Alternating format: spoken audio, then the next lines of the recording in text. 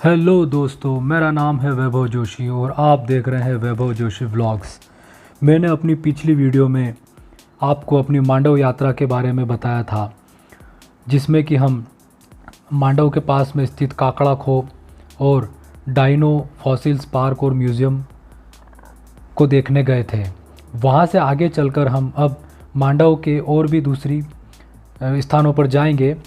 तो चलिए अपने वीडियो को शुरू करते हैं। लेकिन उससे पहले मेरी गुजारिश है कि अगर आपको वीडियो पसंद आए तो उसको लाइक ज़रूर कीजिएगा और ज़्यादा से ज़्यादा इसको शेयर भी कीजिएगा। और यदि आप मेरे चैनल पर नए हैं तो मेरे चैनल को सब्सक्राइब भी कर लीजिएगा। तो आइए चलते हैं। तो हम जब आगे निकले तो इस प्रकार से मांडव में दरवाजे बने हुए हैं जो कि आपको रास्ते भर देखने को मिलेंगे। इस प्रकार से घुमावदार रास्ते हैं और कई सारे दरवाजे उस समय के यहाँ पर बनाए गए हैं जो कि बीच बीच में आपको मिलते हैं। इस प्रकार से सिंगल पट्टी रोड मिलती है आपको और आसपास का नज़ारा काफ़ी खूबसूरत और देखने लायक होता है। क्योंकि मैं ठंड के मौसम में गया था, उस समय भी आसपास काफ़ी ज़्यादा हरियाली थी। एक बार और आपसे गुजारिश करता हूँ कि यदि आप चैनल पर नए हैं तो मेरे चैनल को सब्सक्राइब ज़रूर कर लीजिएगा। मैं इस प्रकार की वीडियो अपने चैनल पर लेकर आता रहता हूँ। ये तीसरा दरवाज़ा फिर आया है जहाँ पर कि पुराने समय में सैनिक रहा करते होंगे जो कि मांडव दुर्ग की रक्षा करते थे। और जैसे हम अंदर इंटर करते हैं तो यहाँ पर ये इस प्रकार की इमारतें दिखना हमको शुरू हो जाती हैं। और मांडव में काफ़ी अच्छी रुकने की जगह भी है, आगे मैं आपको बताऊँगा। तो इस प्रकार से हम मांडव के अंदर एंट्री करते हैं और यहाँ पर आपको काफ़ी अच्छे होटल्स भी मिल जाएंगे जो कि आपको काफ़ी अच्छे भाव में मिलेंगे। जैसे कि मालवा रिट्रीट है जो कि रास्ते में मैंने देखा था, ये भी एक अच्छी जगह है रुकने के लिए। और मांडव एक पूरा भारत में बहुत प्रसिद्ध है। तो चलिए अब हम पहुँचे हैं सबसे पहले जामा मस्जिद, जहाँ पर अंदर जाने के लिए हमको कुछ एंट्री फीस लगेगी और टिकट लेकर हम यहाँ से अंदर जाएंगे। ये देखिए आसपास का नज़ारा इस प्रकार से है और ये रोड पे ही आपको मिल जाता है, इसके लिए आपको अलग से नहीं जाना पड़ता है। और इसी के सामने अशरफी महल है। तो यहाँ से नाम मात्र की 20 या 30 रुपए की टिकट लगती है और ये इसकी सीढ़ियाँ हैं जामा मस्जिद की। पहले हम जामा मस्जिद में जाएंगे और वहाँ का नज़ारा देखेंगे।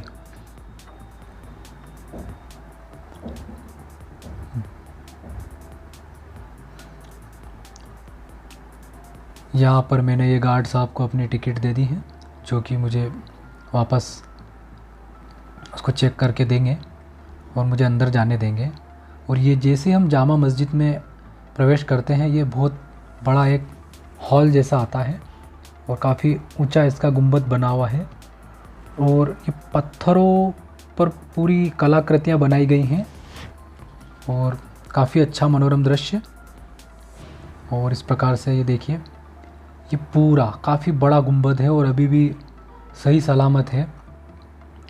इस प्रकार से इसके अंदर ईंट और चूने का पूरा स्ट्रक्चर बना हुआ है और ऊपर से जिस प्रकार से हमारे घरों में हम टाइल्स लगाते हैं वैसे ही पत्थर लगाए हुए हैं।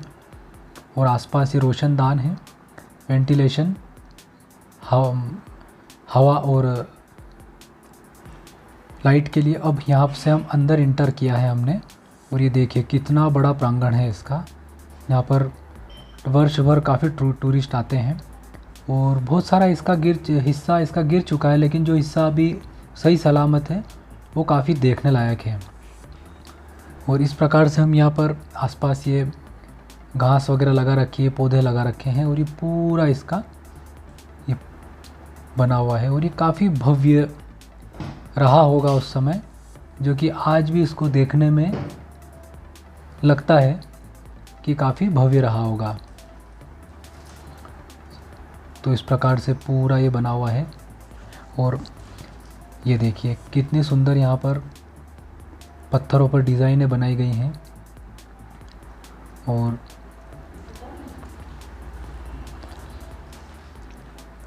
ये देखिए काफ़ी टूरिस्ट उस समय यहाँ पर आए थे और वर्ष भर टूरिस्टों का तांता यहाँ लगा रहता है। और ये देखिए, ये मस्जिद में कुछ बैठा सिंहासन जैसा बना हुआ है, और उस समय या तो हो सकते हैं इस पर कोई नमाज वगैरह अदा करने के लिए, या तो कोई बड़े पद पर कोई जो व्यक्ति रहता होगा वो बैठता होगा, और ये उनके जो सर्वेंट रहते हैं उनके लिए बना रखा है। और ये भी देखिए इधर से उधर जाने के लिए, और इस पर भी डिज़ाइनें बनाई गई हैं। पूरा पत्थरों का काम किया गया है। और ये देखिए, मांडव जो है वो अपनी वास्तुकला के लिए बहुत प्रसिद्ध है। जब मुग़ल यहाँ पर आए थे, और समय समय पर अलग अलग लोगों का यहाँ पर शासन रहा है, तो उन्होंने सभी ने मांडव में जो इमारतें बनी हुई है उसमें अपनी अपनी वास्तुकला का यहाँ पर प्रदर्शन किया है। और देखिए ये कितनी बेहतरीन तरीके से बनाई गई हैं। उस समय में इतनी अच्छी बनाना इमारत बहुत ही एक आश्चर्य का विषय है। और ये देखिए पत्थरों पर कितनी बारीकी से डिज़ाइनें बनाई गई हैं, जो कि बस यही यहाँ की खासियत है जो देखने वाले को प्रभावित करती हैं। देखिए ये कितनी बारीकी से बनाया गया है, और उन कारीगरों की मतलब कला को देखकर बहुत ही आश्चर्य होता है कि किस प्रकार से उन्होंने इसको बनाया। और आज तो हमारे पास में कंप्यूटर है और भी बहुत सारी टेक्नोलॉजी है, लेकिन ये कैसे बनाया होगा। यहाँ पर एक ये ऊपर जाने के लिए दरवाज़ा है जो कि गवर्नमेंट ने बंद कर रखा है ऊपर के हिस्से में जाने के लिए। मैंने इसका भी मोबाइल से फ़ोटो ले लिया। और ये बाहर का, यहाँ से पूरी आपको रोड दिखाई देती है। इस प्रकार से आप यहाँ पर फ़ोटो वगैरह भी ले सकते हैं। और ये देखिए इस प्रकार से पूरी डिज़ाइन बनाई गई है। अब हम जामा मस्जिद के सामने स्थित अशरफी महल जाएंगे, जहाँ पर कि विजय स्तंभ भी बना हुआ है। ये इसकी सीढ़ियाँ हैं।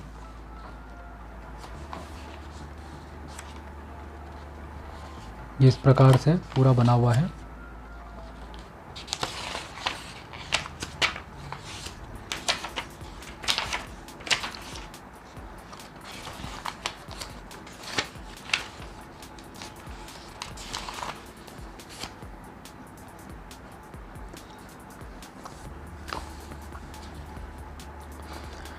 जामी मस्जिद के सामने स्थित अशरफी महल आज शायद मांडव का सबसे जीर्ण शीर्ण स्मारक है, लेकिन इसका यह रूप भी इसकी तत्कालीन वैभवता व रंगीन और एवं रोचक इतिहास का बखान करता है।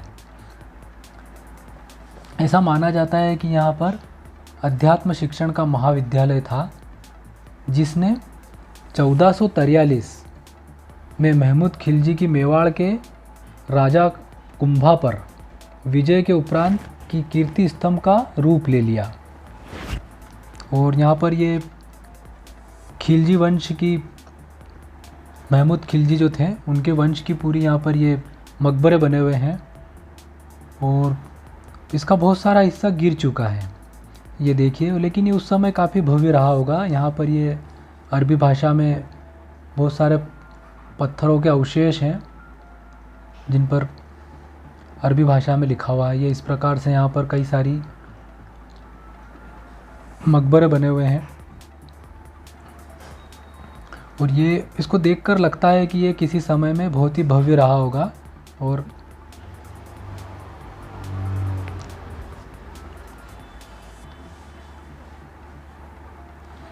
अशरफी महल का नाम इसलिए रखा गया है कि 1605 में सम्राट अकबर इस महल पर इसके मरम्मत के आदेश दिए थे।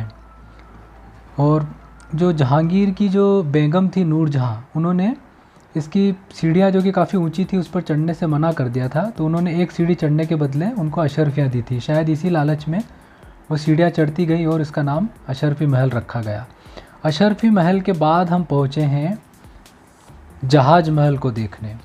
जहाज महल, जिसके आसपास काफ़ी सारे और भी इमारतें बनी हुई है, जिसको कि शाही क्षेत्र भी कहा जाता है। और यहाँ पर भी आपको पहुँचने के लिए टिकट लेना पड़ता है।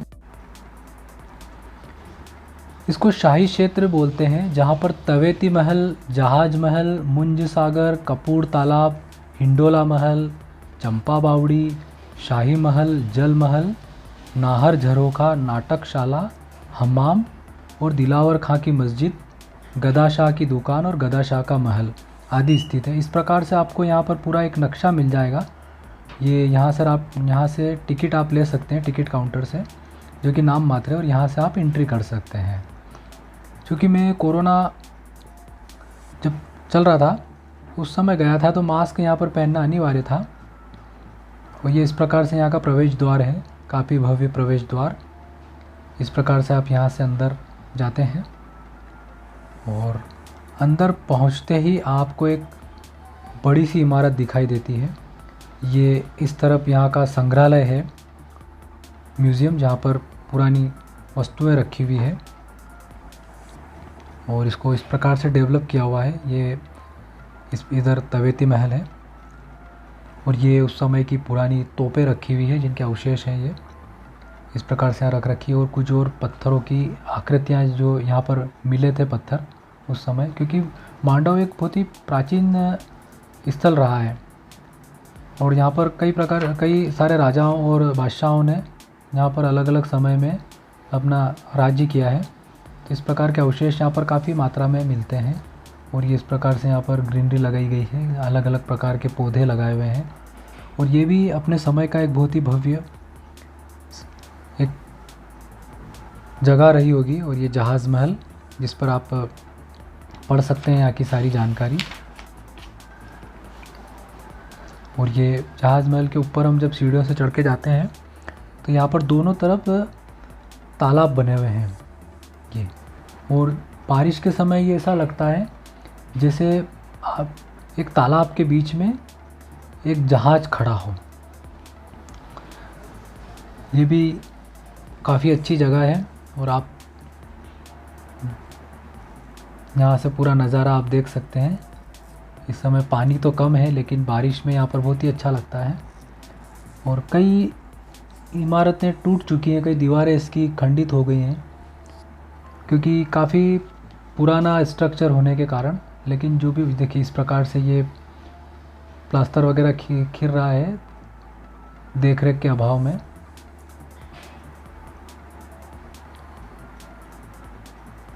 ये अपने समय का एक बहुत ही अच्छा स्थल रहा है, बेहद ही खूबसूरत। और यहाँ पर आप फ़ोटो वगैरह भी ले सकते हैं, अपने सेल्फी भी ले सकते हैं, लेकिन यहाँ पर जाएं तो थोड़ा सा सुरक्षा का ध्यान भी रखें, छोटे बच्चों का विशेषकर। ये इस प्रकार से पूरा नज़ारा यहाँ का दिखता है, बहुत ही खूबसूरत नज़ारा लगता है और बच्चे भी काफ़ी आनंद ले रहे हैं इसका।